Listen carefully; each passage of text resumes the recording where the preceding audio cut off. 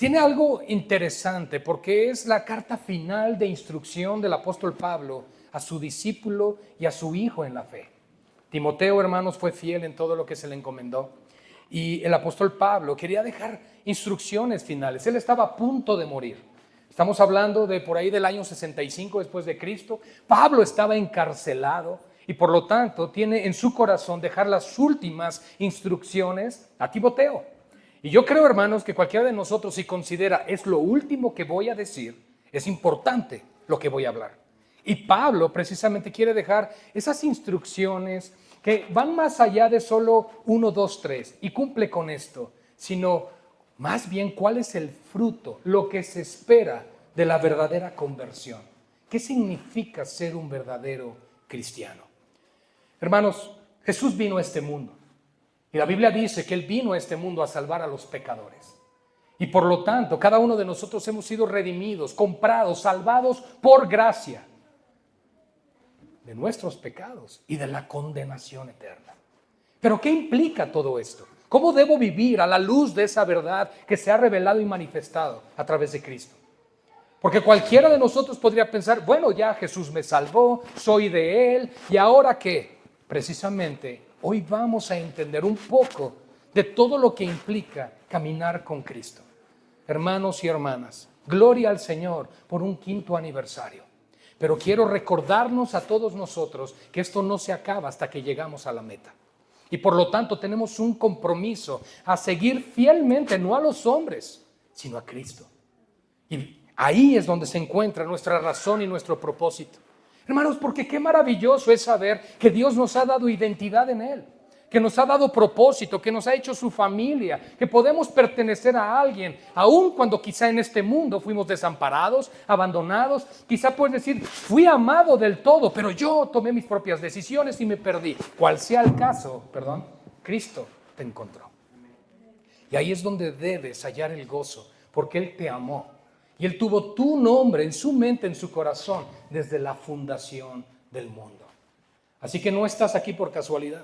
Y probablemente algunos están aquí por primera vez como invitados. Quizá alguien te dijo, ven, acompáñame al aniversario de la iglesia. Pues no estás aquí tampoco por casualidad. Porque hoy vas a escuchar el evangelio del Señor Jesucristo, el cual puede salvarte. Rogamos a Dios por eso. Vamos a dar lectura, por favor, hermanos, solo los primeros 8 versos del capítulo 4 de 2 de Timoteo. Y después de esto, si me acompañan a orar, se los voy a agradecer. Solo me gustaría leer el pasaje para que tengamos fresco el texto y sepamos de lo que vamos a hablar hoy. Dice así la palabra del Señor. Te encarezco delante de Dios y del Señor Jesucristo, que juzgará a los vivos y a los muertos en su manifestación y en su reino, que prediques la palabra, que instes a tiempo y fuera de tiempo, redarguye, reprende, exhorta con toda paciencia y doctrina. Porque vendrá tiempo cuando no sufrirá la sana doctrina, sino que teniendo comezón de oír, se amontonarán maestros conforme a sus propias concupiscencias y apartarán de la verdad el oído y se volverán a las fábulas. Pero tú, sé sobrio en todo, soporta las aflicciones, haz obra de evangelista, cumple tu ministerio, porque yo estoy para ser sacrificado y el tiempo de mi partida está cercano. He peleado la buena batalla, he acabado la carrera, he guardado la fe. Por lo demás, me está guardada la corona de justicia, la cual me dará el Señor, juez justo, en aquel día, y no solo a mí, sino también a todos los que aman su venida. Vamos a orar, hermanos. Padre, nos presentamos con temor delante de ti en esta noche, dando gracias por la vida de Cristo, dando gracias, Señor, por tu obra en esta iglesia local. Señor, pero también rogando, conforme a tu voluntad, que envíes tu palabra a ser prosperada en medio nuestro. Señor, que tu palabra corra y sea glorificada en medio de las filas de esta iglesia. Que como martillo y cincel, esta rompa aún el duro corazón que podemos tener hoy delante de ti. Señor, por fuera podemos mostrar piedad, pero por dentro podemos tener un corazón endurecido o un corazón quebrado que necesita ser confortado por tu gracia. Cualquiera que sea el caso, Señor, ante ti estamos desnudos y por lo tanto no hay nada que podamos ocultarte. En tu misericordia, Señor, concede que tu palabra nos hable, nos exhorte, nos edifique y nos consuele. También en tu gracia te ruego por mi vida, Señor, que a pesar de las carencias, debilidades que tengo y las limitaciones, Señor, te puedas servir de mí para hablar esta palabra a tu iglesia. Señor, nos ponemos en tus manos y damos la gloria solo a ti, porque solo tú eres digno. En el nombre de Jesús te lo pedimos. Amén y amén. Gloria al Señor. Bien, hermanos, como pueden darse cuenta, es un corto texto lo que vamos a leer esta tarde y a estudiar, y yo creo que van a dar gracias a Dios por ello, porque me dijeron que solo tengo 2 horas. Muy bien.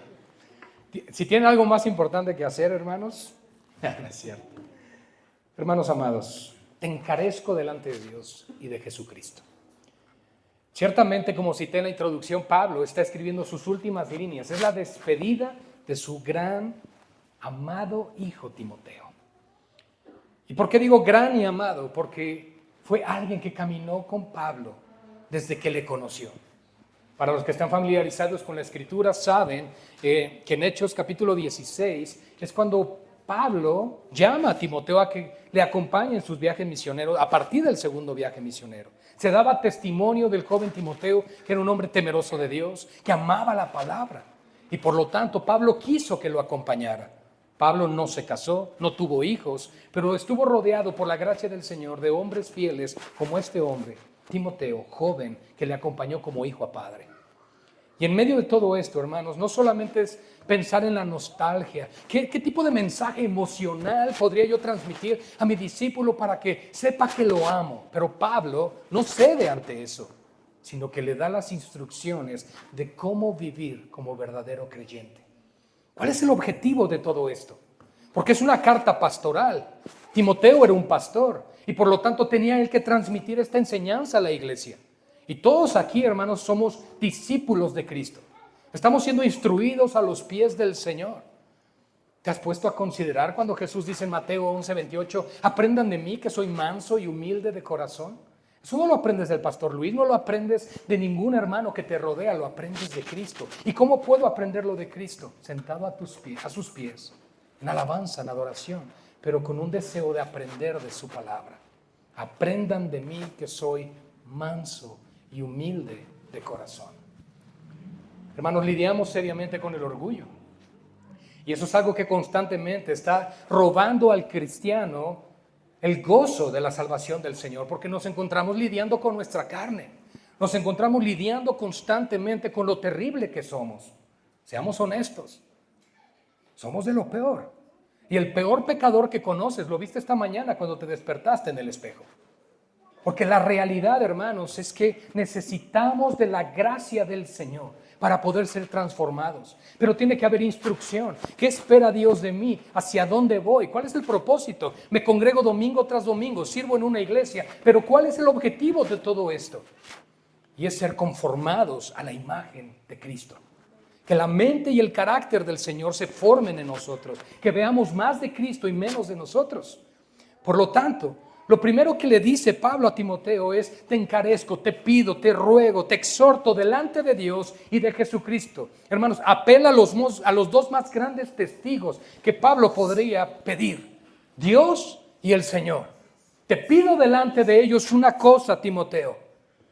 ¿Qué cosa? Que prediques la palabra. Pero en medio de esta exhortación le dice, Él va a juzgar a los vivos y a los muertos en su manifestación y en su reino.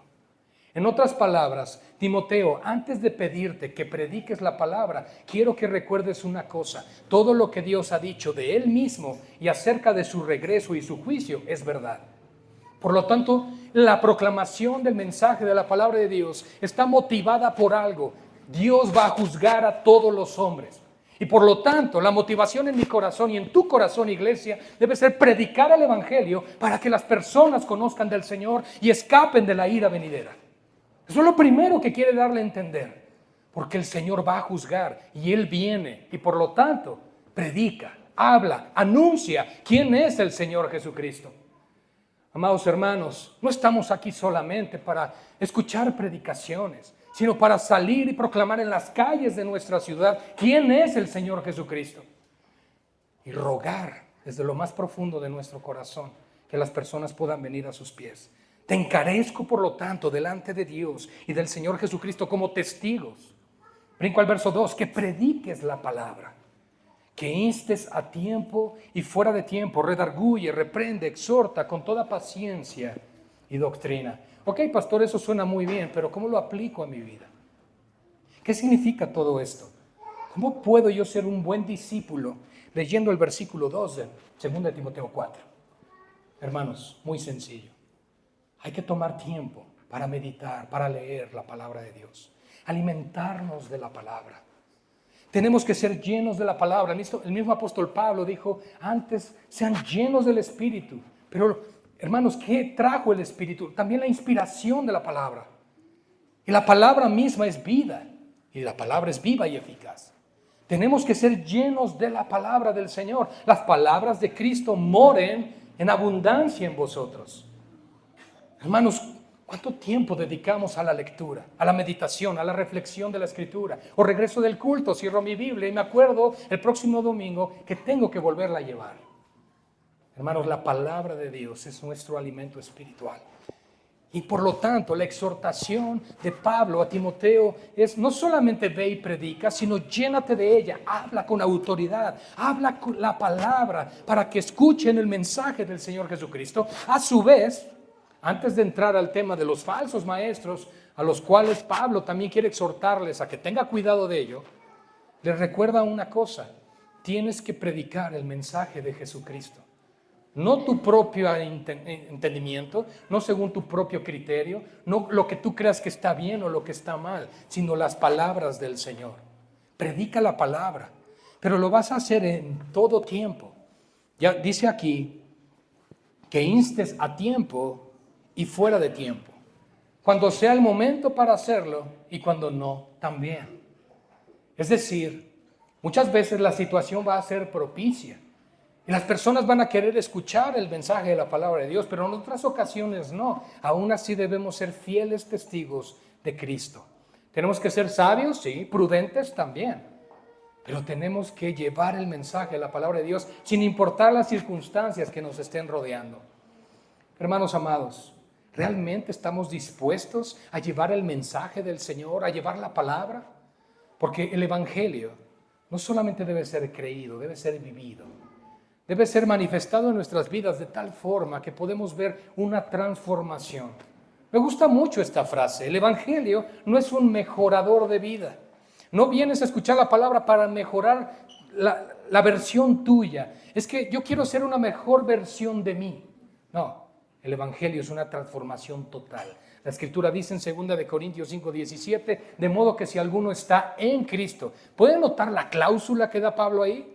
Si alguno está en Cristo. No dice si alguno está en X iglesia, si alguno profesa cierta religión. No, si alguno está en Cristo, nueva criatura es. Las cosas viejas pasaron y he aquí todas son hechas nuevas. Hermanos, es un verso que conocemos, que podemos citar de memoria, pero tenemos que vivirlo, tenemos que atesorarnos de ello. El Señor nos ha hecho una nueva creación en Él. ¿Por qué necesitaba hacernos una nueva criatura? Porque en el viejo hombre, en la antigua naturaleza o la vieja naturaleza caída, adámica, la realidad es que no podemos cumplir con la voluntad de Dios. Pero algo que podemos ver aquí es que alguien que ha nacido de nuevo, alguien que le pertenece a Cristo, debe tener el anhelo de proclamar a su Señor y proclamar su palabra, sus virtudes. Dice así entonces, que se inste a tiempo y fuera de tiempo. Y ahora habla de algunas características. Dice, redarguye, reprende, exhorta. Estas tres cualquiera diría, a mí me gusta tener el ministerio de exhortación, ¿verdad? Decirle a los demás lo que tienen que hacer. Eso yo creo que la mayoría dice, yo quiero ese don, o lo tengo de manera natural. Pero hermanos, tenemos que hacerlo con la palabra. Pero siempre que vamos, precisamente fíjense, que vamos a redarguir, a reprender o a exhortar, debemos tener también la calidad moral en nosotros para poderlo hacer. Es decir, vivir en obediencia en la palabra para poder exhortar a otros. Ahora, podrías decir, entonces nadie podría. La realidad, hermanos, es que no estamos confiando en lo que somos, ni en nuestras propias justicias, sino en la misericordia del Señor. Pero sí debemos buscar ser fieles a Dios y vivir conforme a su palabra, para poder animar y exhortar a otros con el Evangelio de Cristo. Una frase que me gustó de Charles Spurgeon fue precisamente: las personas no solamente deben creer en lo que decimos, sino deben creer en cómo vivimos. Debe haber una transformación en nuestras vidas tal que haya evidencia de que el Señor Jesucristo nos salvó. Pero ¿cómo debemos hacer esta exhortación? ¿Cómo debemos redarguir?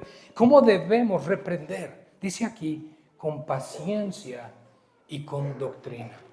¿Sabían que la paciencia es parte del fruto del Espíritu Santo? ¿Alguien los puede citar de memoria lo que es el fruto del Espíritu Santo? Les doy la primera: amor, paz, paciencia, benignidad, bondad, fe, mansedumbre y templanza. ¡Qué bien, pastor! Gloria al Señor. Hermanos, ese es el fruto del Espíritu Santo. Y me gusta, en Gálatas 5:22 lo pueden encontrar. Pero lo importante es que está diciendo el fruto. No dice los frutos. Así que la paciencia es parte del fruto y la evidencia de que eres templo y morada del Espíritu de Dios. Lo cantamos, se ora, se dice. La pregunta es si lo vives. Si realmente soy lleno del Espíritu Santo, debe haber una evidencia de amor por los hermanos. No solo con los que me caen bien, no solo con los que soy afín, sino aún con los difíciles de soportar, aún con aquellos con los que no tenemos la misma empatía, pero recordamos que tenemos una misma fe, un mismo Señor y un mismo bautismo. Eso significa que tenemos al mismo Padre por sobre nosotros. Y debemos amar, porque si yo soy discípulo de Cristo, si tú eres discípulo de Cristo, quiero recordarte una cosa: el mundo conocerá que lo eres cuando se aman los unos a los otros, cuando tú eres capaz de amar a tu hermano, cuando eres capaz de amar a tu hermana que te ha lastimado y te ha dañado, aun cuando hay traición. ¿Somos capaces de hacer eso? Cristo nos modeló que sí. Y Pedro dice que Cristo nos dejó ejemplo para que sigamos sus pisadas. El camino del ministerio no es fácil. Y por eso Pablo le está diciendo a Timoteo: sé paciente, porque te van a lastimar. Y no es necesariamente, valga la redundancia, ser pastor. Cualquier hermano o hermana en Cristo que quiere diligentemente vivir piadosamente en Cristo Jesús, dice la Escritura, también padecerá persecución. Así que, hermano y hermana, bienvenido y bienvenida a los padecimientos del cuerpo de Cristo. Pero tenemos que aprender a amar, a perdonar como Cristo lo hizo, aún lo indecible. Hermanos, ¿de qué te ha perdonado el Señor? Solo piensa en cómo era tu vida, de dónde te rescató el Señor, y a veces no somos capaces de perdonar una cosa tan sencilla. Porque me odió en mi ego, me ofendió en el orgullo. Y una iglesia de esa forma, una iglesia dividida, no puede prevalecer así, no puede avanzar, no puede caminar. Entonces la paciencia es necesaria en el caminar cristiano. Hermanos, 5 años de la fidelidad de Dios en esta iglesia, y confiamos, si Él no viene antes, que sean muchos más. Pero eso significa que a lo largo de los años que siguen adelante habrá roces, habrá diferencias, habrá cosas que se hagan o se digan que te molesten. Pero la pregunta es si estamos dispuestos a amar, a perdonar, para mostrar más a Cristo. ¿Sabes cómo se llama eso? Madurar. Madurez. Y Dios quiere que crezcamos en esto. Por eso le dice a Timoteo: sé paciente, porque vas a exhortar, a la gente no le gusta, vas a redarguir. Pues tampoco me agrada, pero les vas a reprender. ¿Te estás metiendo en mi vida? Hermanos, no nos gusta que nos saquen nuestros trapitos al sol, pero cuando lo hace alguien en amor, cuando lo hace en Cristo, cuando lo hace con doctrina y paciencia, debemos entender que ese trato viene de parte del Señor. Pero una de las manifestaciones más evidentes de que aún estamos en la carne es que en el momento que nos señalan un defecto, inmediatamente nos refugiamos, nos escondemos, nos cerramos a cualquier tipo de conversación. Y por lo tanto, lo primero que le está diciendo es, tienes que predicar, estén dispuestos o no a oír. Tienes que predicar si están sensibles o si están en orgullo y cerrados. No importa cualquiera que sea la situación, porque el hombre de Dios no está para agradar a las personas, sino a Cristo. Y por lo tanto, eso es lo primero. Timoteo, ármate de valor. Predica la palabra, vas a enfrentar esto. Iglesia Progreso, van a enfrentar eso. No solo el pastor y su esposa, ustedes como creyentes, si viven fielmente para el Señor, van a enfrentar resistencia en un mundo que crucificó al Señor. Dijo R.C. Sproul, si tú y yo predicamos el mismo evangelio que predicó el Señor Jesucristo, vamos a obtener el mismo tipo de resultado. Gente queriéndonos matar. Pero cuando nuestro cristianismo es abrazado por un mundo secular, cuando nuestras convicciones no están enmarcadas y determinadas por la palabra, fácilmente vemos el dominio y el control del mundo en nuestras vidas. ¿Qué tanto es tantito? Cedemos, somos permisivos con nuestro propio pecado, muy duros con el de los demás, pero con el nuestro no hay problema.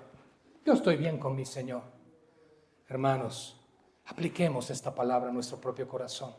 Exhórtate con la palabra, redargúyete y repréndete con la misma palabra. Es una precioso medio de gracia que Dios nos está dando para entender que necesitamos cambiar y madurar en el Señor. ¿Por qué? Porque vendrá tiempo cuando no sufrirán la sana doctrina. Miren qué interesante el contexto que nos presenta Pablo aquí. ¿Sabes, Timoteo? Va a llegar el día, el momento en que la sana doctrina no la van a aceptar. Porque les duele, porque les confronta, porque no les gusta, porque demanda cambio, demanda compromiso. Hermanos, si en ocasiones no podemos ser fieles a la puntualidad de la hora de la iglesia, cuanto más en observar y obedecer todo lo que Dios nos pide. No estamos dispuestos a negarnos a nosotros mismos. Hermanos, porque consideramos el cristianismo como, ¿sabes? Yo ya sé cuántos libros tiene la Biblia. Yo ya sé que el Antiguo Testamento tiene 39, el Nuevo tiene 27, ya soy conocedor. Y hay profetas mayores y menores, soy un gran teólogo. Pero la pregunta es, ¿estoy dispuesto a comenzar por el principio? Niégate a ti mismo, toma tu cruz cada día y sígueme. Si no estoy dispuesto a eso, hermanos, ¿de qué me sirve conocer los misterios de Zacarías o Apocalipsis? De nada, porque estoy rodeado de orgullo.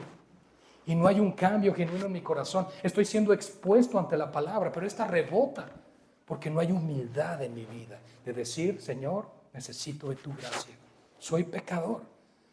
Y entonces nos encontramos a un Saulo de Tarso, el apóstol Pablo, escribiendo de prisión a su discípulo Timoteo, sé paciente, porque algunos no van a soportar lo que vas a decir.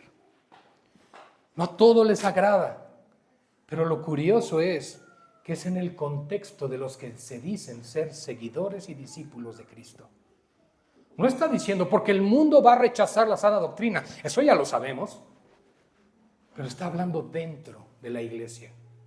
Se van a levantar aquellos que no van a sufrir la sana doctrina. ¿Sabes? A mí no me hables de pecado, juicio, castigo. A mí solo háblame de paz, bendición, prosperidad, riqueza, sanidades. Ese es mi Dios. Claro. Dios nos puede prosperar, sanar, ministrar, bendecir, prosperar. Claro que sí, hermanos.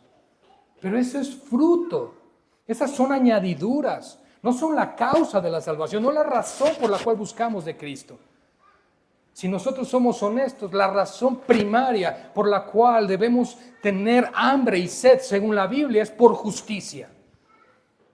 Bienaventurado el que tiene hambre y sed de su jet privado.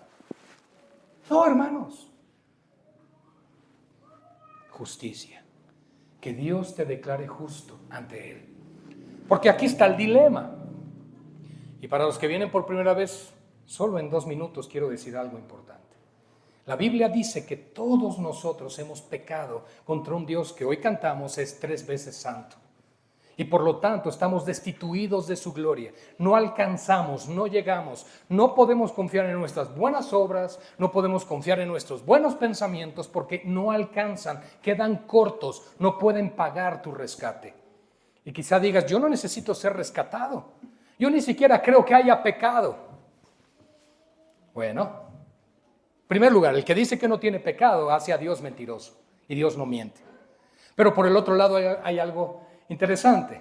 A un predicador le dijeron: pastor, mi hermano en la carne no cree que existe el pecado original o la depravación del hombre. Y le dice: ¿qué puedo hacer para que yo pueda convencerle de que sí? Y el pastor respondió muy sencillo: róbale su cartera. ¿Qué va a salir de aquel que le robaron? Ira, enojo, por lo tanto manifestación del pecado. Porque el pecado es evidencia de la caída y la muerte es evidencia de la condenación que Dios trajo en Adán a toda la humanidad. 1 Corintios 15:22 nos dice: en Adán todos mueren. Así que hay una sentencia sobre toda la humanidad, porque Dios, que es juez justo, ha juzgado y por lo tanto todos nos hallamos faltos. Pero gracias a Dios y en su misericordia envió a su Hijo Jesucristo, semejante en carne y sangre a nosotros, para relacionarse con nosotros. Él, siendo plenamente Dios, plenamente hombre, participó de nuestra naturaleza, pero sin pecado. ¿Y por qué pudo participar sin pecado de nuestra naturaleza? Porque el santo ser que nacería de María sería llamado Hijo del Dios Altísimo. Genéticamente hablando, por lo tanto, el Espíritu de Dios fecunda sobrenaturalmente el óvulo de María. María aporta la parte humana, el Espíritu de Dios la parte divina, y puede nacer Jesús plenamente hombre y plenamente Dios, sin la capacidad de pecar. E incluso es tentado, pero no cede, porque Santiago capítulo 1 nos recuerda: Dios no puede ser tentado. Por eso Jesús nos puede sustituir y nos puede representar. Por eso necesitas a este Salvador, porque es el único. Ni Buda, ni Krishna, ni Mahoma, ningún gurú o iluminado ha dicho ser el camino y la verdad y la vida, solo Jesucristo. Él vino a vivir la vida perfecta en nuestro lugar. Satisfizo la ley, las demandas santas de Dios. No mientas, no robes, no codicies, no cometas adulterio. Hermanos, Jesús cumplió a la perfección esa ley. Y a la edad de 33 años y medio, después de haber cumplido con la ley por nosotros, Él sube a la cruz y sube en nuestro lugar. Pero no solamente sube en sustitución para morir por los pecadores, sino que además recibe la retribución de nuestro pecado, o la sentencia establecida en Romanos 6:23. La paga del pecado es la muerte. Jesús, por lo tanto, no estaba jugando ahí, hermanos. Él literalmente murió en la cruz por nuestros pecados. El Padre colocó nuestros pecados sobre Él y la justicia de Cristo fue puesta sobre nosotros. Dios cambió los papeles. Fuimos revestidos de la justicia del Señor Jesucristo. Bienaventurado el que tiene hambre y sed de justicia. A esa justicia se refiere. Ahora el Padre puede mirarte a ti por lo que hizo Cristo. Él ve a Cristo en ti. Hermanos amados, cuando lleguemos al cielo estaremos revestidos de la justicia del Cordero de Dios, no de nuestras bondades, no de cuántas buenas obras hice en la iglesia. Al contrario, fui creado, soy hechura suya, tú y yo, en Cristo Jesús, para buenas obras, las cuales Él también preparó de antemano para que andemos en ellas. Efesios 2, 8 y 9. Así que dándonos cuenta de todo esto, Jesucristo es la razón de vivir para Pablo. Jesucristo es la razón de vivir para Timoteo, y esa es la exhortación: no te avergüences de Cristo. Y es la razón de vivir para el verdadero creyente. El verdadero creyente tiene una motivación desde que abre sus ojos en la mañana, porque respiramos por su gracia. Y es: Señor, yo quiero vivir para tu gloria. ¿Para qué nos dejó Dios en este mundo? Él nos pudo haber salvado y llevado inmediatamente al cielo, pero no lo hizo así. Y no lo hizo para que andemos en la vanidad de nuestra mente, sino para que demos testimonio de quién es Él y lo que ha hecho por nosotros. Predica la palabra y que la palabra llene tu vida y sea la motivación diaria, porque vendrá entonces aquellos que no querrán oír, no van a sufrir la sana doctrina. Pero el peligro es que quizá también tú puedes estar cediendo a esa tentación, que escuchas la sana doctrina y dices: eso no me agrada, yo me quedo con el puro Dios de amor. Y sí, Dios es amor, pero yo quiero decirte una cosa, que Él solo ama lo que es de acuerdo a su naturaleza. Y la única forma de ser amado por Dios es cuando suceden tres cosas irreversibles para aquel que es de Cristo. En primer lugar, regenerado, nacido de nuevo. Segundo lugar, sellado por el Espíritu Santo para el día de redención.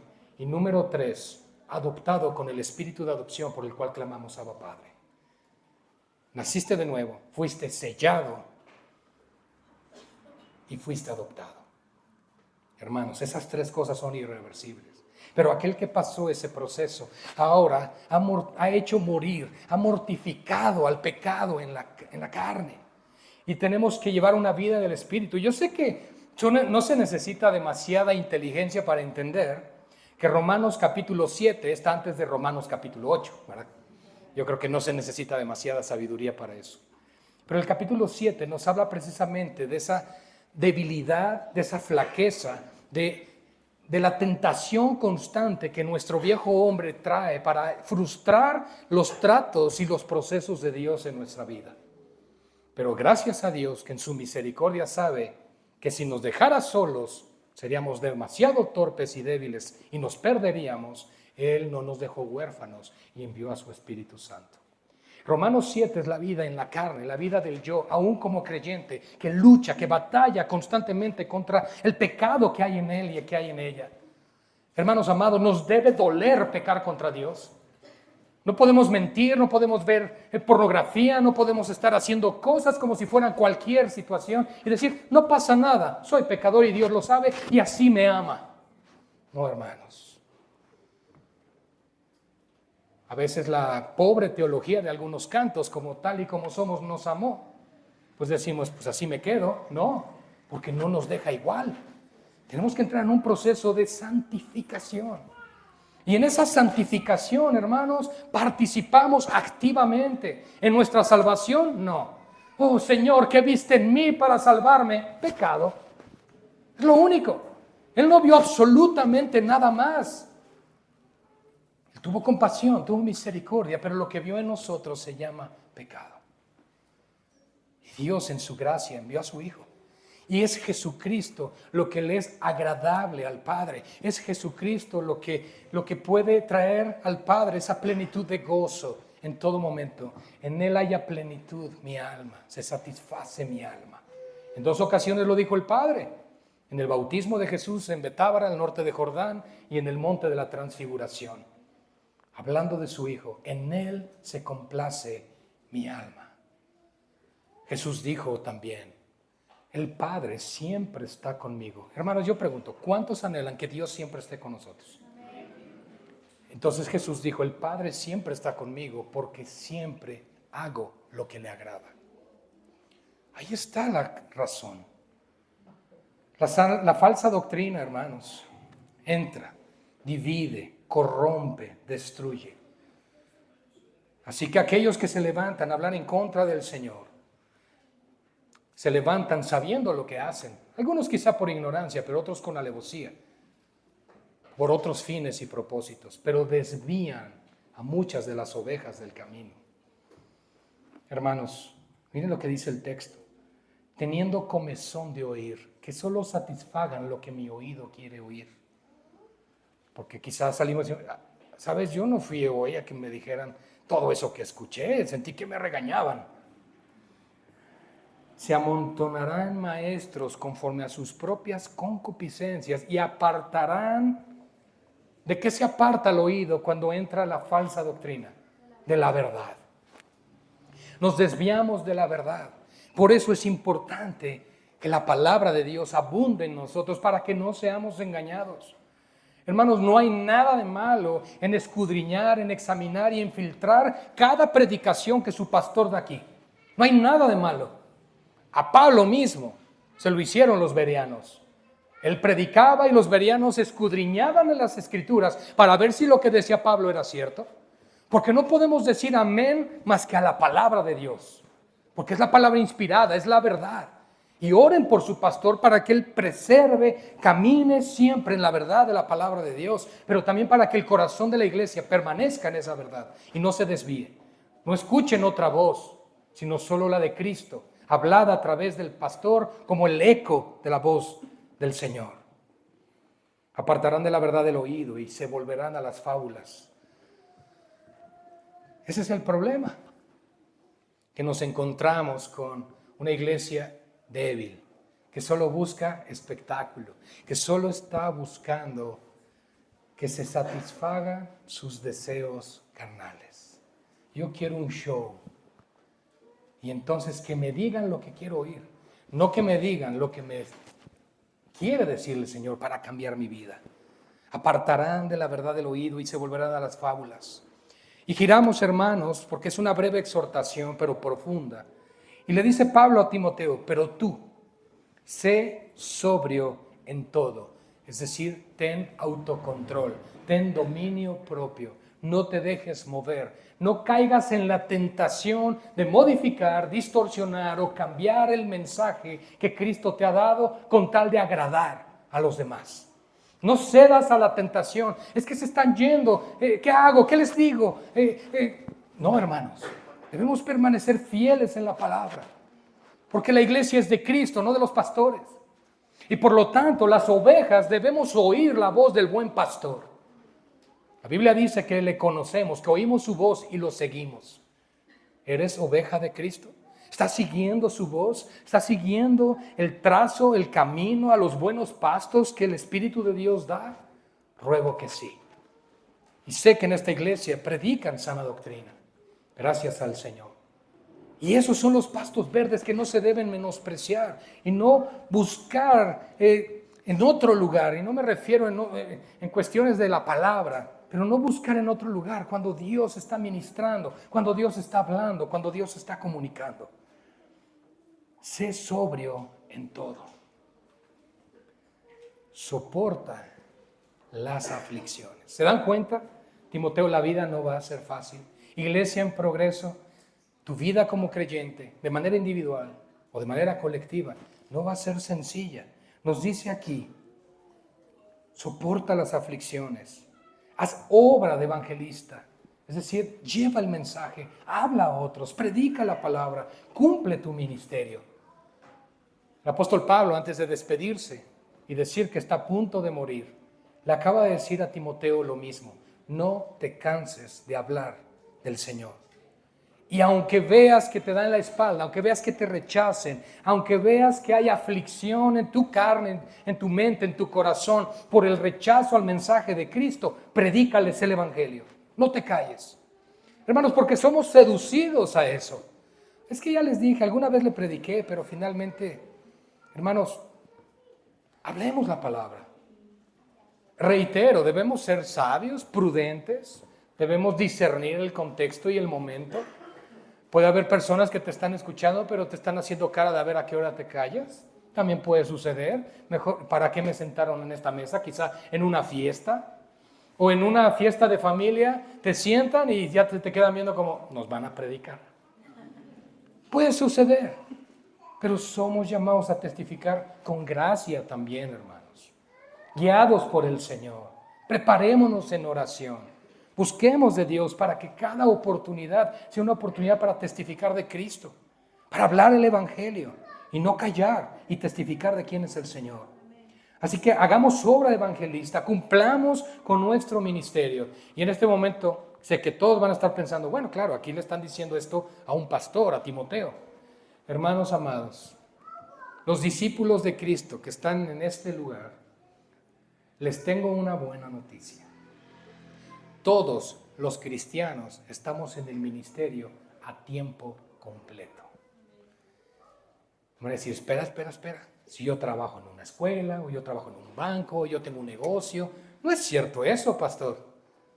A nosotros, Él, el príncipe de los pastores, el Cordero de Dios, el Alfa y la Omega, de quien cantamos, nos encargó el ministerio de la reconciliación. Que estaba Dios reconciliando a los hombres consigo mismo, no tomándoles en cuenta sus pecados. Así que no hay pretexto, iglesia. No es la obra del pastor, no es su función solamente, es la obra de Cristo a través de su iglesia. La iglesia es la que anuncia, la que proclama. No es la función de un solo hombre, por eso son un cuerpo de iglesia local. para que Dios se sirva de todos los dones, talentos de que hay en esta iglesia. Porque si Dios te salvó y te ha dado su Espíritu, estoy seguro que te ha capacitado para cumplir con su obra. Estoy convencido de eso. Sí, hay dones muy visibles, puede haber predicadores que decimos, oh, puede suceder, pero esos dones vienen de Dios. Y ese mismo Dios que salvó a esa persona que nos puede asombrar con un don, de la misma forma, hermanos, nos ha dado dones a todos nosotros. Nos ha equipado con su Espíritu para anunciar a Cristo, para llevar vidas santas, hermanos. La santificación, vidas de oración, de comunión. Esta es la pregunta más difícil de responder de todo cristiano. ¿Cómo está tu vida de oración?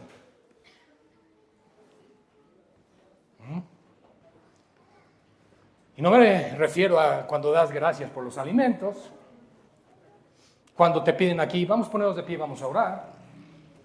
¿Cómo está tu vida de oración con Cristo? ¿Recuerdan a este monje alemán llamado Martín Lutero, de los agustinos? Él, cuando conoció del Señor, tuvo una comunión tremenda con el Señor y él decía, hay una narrativa de él que dice, hoy tengo tantas cosas que hacer que comenzaré con 4 horas de oración el día. Y a veces no podemos orar ni 5 minutos, hermanos. Seamos honestos. Nuestra vida de oración es débil. Nuestro escudriñar la palabra es poco. Y eso, hermanos, nos debilita como iglesia. Porque estamos esperanzados a la gracia del Señor. Y sí, pero reitero, Él nos ha equipado y nos ha dado de todo lo necesario para que cumplamos su voluntad. Es como menospreciar lo que Él ha puesto a la mesa. Iglesia, tienes todo esto para servirme, búscame. Pero lo menospreciamos. Así que cumple tu ministerio, iglesia en progreso. Cumple tu ministerio, hermana, cumple tu ministerio, hermano. Sé pacificador. Habla con los hombres de Dios, pero también habla con Dios acerca de los hombres. Y dice Pablo entonces, porque yo ya estoy para ser sacrificado. En otras palabras, mi tiempo en este mundo ha terminado, pero la obra del Señor continúa. Papá, mamá, abuelos que están aquí, hay generaciones que siguen sus pasos y su testimonio, que imitan su fe, que saben si son diferentes en casa al comportamiento que tienen en la iglesia. Sus hijos lo saben y lo ven y lo imitan. Pero también tienes hoy la oportunidad de cambiar. En el Señor hay gracia, hay misericordia. Que si como padre o como madre o como matrimonio, como padres, no han sido diligentes en la instrucción de sus hijos, están a tiempo de hacerlo. Aún respiras, aún estás de este lado de la eternidad. Hay tiempo. Instruye a tus hijos, guíales en el Señor, modélales el Evangelio. Que puedan ver en ti suficiente evidencia para decir, mi padre, mi madre aman al Señor. Porque los hijos lo aprenden. Luego preguntamos cuando llegan a la adolescencia, ¿por qué no quieren estar en la iglesia? Porque vivieron un cristianismo hipócrita, superficial, religioso y no realmente en compromiso con el Señor. Y la responsabilidad mayor, si es matrimonio, es tuya, varón. Es tuya, hermano. Tenemos nosotros, los varones, la responsabilidad de pastorear nuestro corazón, el corazón de nuestra esposa y el corazón de nuestros hijos. Es nuestra responsabilidad. No es la responsabilidad del pastor de la iglesia. Es tuya. Porque tú eres pastor en casa. El pastor está aquí el domingo y te puede dar un consejo. Pero el resto de la semana estás tú con tus ovejas. Las ovejas del Señor. Que Dios te ha puesto, que Dios te ha dado y te ha puesto para que cuides de ellas. Así que, hermanos, Pablo está diciendo, yo estoy por partir, pero te estoy dejando un legado. Estoy haciendo transferencia de este heraldo La estafeta se está pasando a la siguiente generación. Estoy a punto de ser crucificado y el tiempo de mi partida está cerca. No solo es porque él estaba en prisión con una sentencia para ser decapitado, sino porque también tú y yo estamos al borde de la vida eterna en cualquier instante. ¿Qué legado? ¿Cómo vas a ser recordado, hermano? ¿Cómo vas a ser recordada, hermana? ¿Cómo va a ser recordada la Iglesia Progreso? ¿Qué estás haciendo para que la Iglesia Bíblica de Progreso refleje la gloria del Señor? Y entonces dice algo maravilloso. Versículo 7, hermanos. Dice que dicen, gloria al Señor, ya va a terminar. He peleado la buena batalla, he acabado la carrera, he guardado la fe. Miren estos tres elementos: pelear, acabar y guardar. Son metas, objetivos que tuvo Pablo toda su vida. Recuerden que él dijo la famosa frase, porque para mí el vivir es Cristo y el morir es... ¿Y qué tal si la modificamos de la siguiente forma? Si para mí el vivir no es Cristo, el morir no será. Este hombre tenía un objetivo y una meta. No solamente cuando Ananías le dijo, dice el Señor, que Él te mostrará cuánto debes padecer por su nombre, sino que él entendía que su vida en este mundo tenía un objetivo y era solo cumplir con la obra que el Señor le dio. Y yo sé que muchos de nosotros vemos al apóstol Pablo y decimos, pastor, sí, pero es que Pablo no tenía las ocupaciones que tenemos nosotros. Es que Pablo era un cristiano radical. Y esa es la justificación más sencilla y habitual que puede existir. Pero me gusta reformularlo de la siguiente forma y considerar, ¿por qué no pensar más bien que la vida de Pablo es el fruto y resultado de lo que se espera de cualquier cristiano? Nos hace reflexionar, porque el mismo Espíritu Santo que tuvo él mora en nosotros.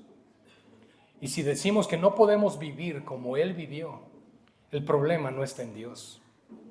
Como dice la Escritura, no es que la palabra de Dios haya fallado, sino que por la debilidad de la carne, la ley, por ejemplo, no pudo perfeccionar nada y dio lugar a un mejor pacto, Cristo. Pero ahora nosotros en Cristo, llenos del Espíritu Santo, caminando con la palabra del Señor, nos damos cuenta de una cosa: no puedo llevar una vida como la llevó Pablo, Timoteo, Tito, Pedro. ¿Por qué no puedo? ¿Porque la palabra falla? ¿Porque el Espíritu falla? ¿O porque el objetivo de mis ojos, de mi corazón, la meta que tengo es diferente a la que ellos tenían? Quizá la mundanalidad, el materialismo y las cosas de este mundo nos han llenado tanto y cautivado que perdemos el objetivo del por cual nacimos de nuevo. Sé que es fuerte lo que estoy diciendo, hermanos. Y antes de que piensen, ese hermano ahí enfrente se siente muy espiritual, quiero recordarnos que la espada es de dos filos. Está cortando hacia ustedes y está cortando hacia mí. Me estoy predicando a mí mismo. Y por lo tanto, con temor lo digo, hermanos, Cristo es santo y su iglesia debe serlo también. Él no jugó en la cruz. Él derramó literalmente su sangre por nosotros. Él recibió la ira del Padre, bebió la copa de la ira de Dios en nuestro lugar. Eso provocó, hermanos, lo que se llama hematohidrosis, la mezcla del sudor con sangre. Tal temor, tal miedo en la carne él tuvo, él experimentó, no por los clavos, no por la cruz, sino por la ira del Padre. Hermanos, si los demonios creen y tiemblan, y nosotros en ocasiones no temblamos para pecar contra Dios. Así que he guardado la buena batalla. He peleado, la buena batalla. Hermano, la vida cristiana se pelea. No va a ser fácil. Hay que pelear contra el primer y más grande enemigo. Y antes de que digas, el diablo, hermano, no, tú y yo, nosotros mismos. Porque somos seducidos y atraídos de nuestra propia concupiscencia. Hay que pelear la batalla de la fe. Es la buena batalla, porque vale la pena, porque al final en Cristo somos más que vencedores y la recompensa es la vida eterna. También dice, he acabado la carrera. No dice me quedé a medio camino o me quedé contemplando la meta. No, he acabado. Se cumplió mi propósito en este mundo. El apóstol Pablo, con toda honestidad, podía mirar hacia atrás de su vida y decir, cumplí con lo que el Señor Jesucristo me encomendó. ¡Wow! ¡Qué testimonio, hermanos! ¡Qué testimonio! Y qué manera de sembrar en el corazón de Timoteo. Tú debes hacer lo mismo. Tus hijos son tus Timoteos. Tienes la oportunidad de transmitir este legado, esta palabra, el evangelio en sus corazones, de tal forma que ellos crezcan y lo anhelen y lo vivan y siga así generación tras generación. Porque la palabra de Dios es viva y es eficaz. Y luego dice, he guardado la fe. No me desvié, no la comprometí, permanecí hasta el final. Wow. Por lo demás, fíjense qué interesante cierra esta sección. Por lo demás, iglesia, escuchemos esto porque es para los que somos de Cristo, para los que entendemos y sabemos que cada promesa que Dios ha dado es un sí y un amén en Él. Por lo demás, me está guardada la corona de justicia. No merecemos esta recompensa. Pero aún así, hermanos, el Señor quiere recompensarnos. Pablo constantemente comparaba su vida como una carrera y nos está diciendo, corre de tal manera que obtengas el premio. Muchos de nosotros podríamos pensar, lo importante es que comencé la carrera, pero el propósito es terminar la carrera.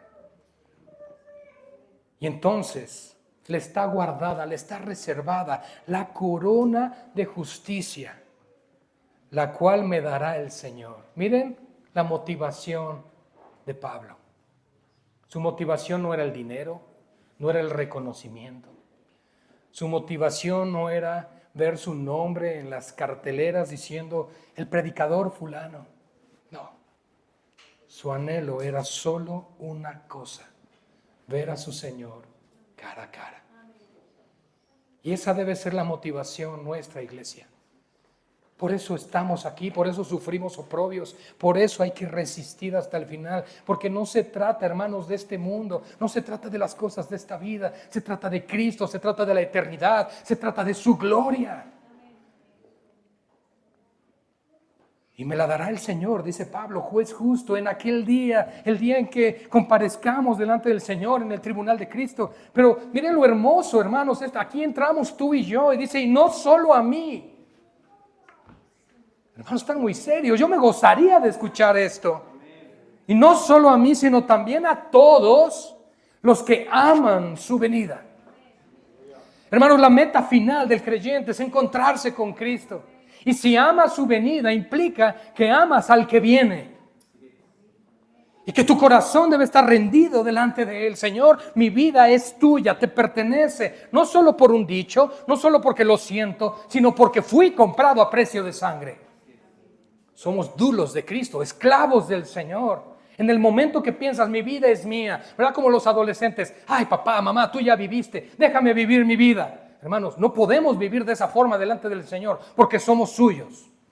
Debemos pedirle permiso incluso de cualquier cosa, porque no somos dueños de nosotros mismos, incluso nuestros propios cuerpos.